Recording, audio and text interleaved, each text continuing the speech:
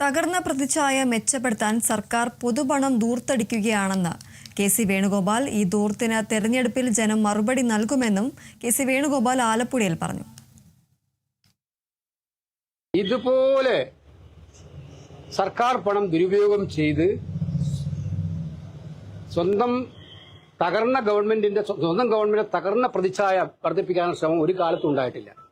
ഇതെല്ലാം പാവപ്പെട്ടവര്, ആശാപ്രവർത്തകര്, നമ്മുടെ നാട്ടിലെ നഴ്സുമാര്, ഡോക്ടർമാര്, പാവപ്പെട്ട തൊഴിലാളികള്, അവർക്ക് കൂലി വർധന ആവശ്യപ്പെടുമ്പോൾ നോ എന്ന് പറയുന്ന സർക്കാർ കോടാനുകോടി രൂപയാണ് ദൂർത്തടിച്ച് സ്വന്തം നഷ്ടപ്പെട്ട പ്രതിച്ഛായ നന്നാക്കാൻ വേണ്ടി പരിശ്രമിക്കുന്നത്. പക്ഷെ ഇതൊക്കെ ജനങ്ങൾക്ക് മനസ്സിലാകും. ഇപ്പൊ പരസ്യമല്ലാത്ത രൂപത്തിൽ ഇതുണ്ട്, ചില സീരിയലുകളിലുണ്ട്, നമുക്ക് നോക്കിയാൽ അറിയാം. ചില സീരിയൽ കണ്ടാലും ഇതിങ്ങനെ ഇല്ലാത്ത ഇത് കേരളമാണോ എന്ന് നമ്മൾ സംശയിച്ചു പോകുന്ന രീതിയിലുള്ള വിവരണങ്ങൾ അവിടെ കാണുന്നുണ്ട്. അപ്പൊ ഇതൊക്കെ തന്നെ ജനങ്ങൾ മനസ്സിലാക്കുന്നുണ്ട്. ഈ ദൂർത്തിന് കൃത്യമായ മറുപടി തെരഞ്ഞെടുപ്പിൽ ജനങ്ങൾ നൽകും. ജീവിച്ചിരുന്ന ഉമ്മൻചാണ്ടിയെ വെറുതെ വിട്ടില്ല. അവർ വെറുതെ വിട്ടില്ല. വേട്ടയാടി കല്ലെറിഞ്ഞ് തീർത്തു.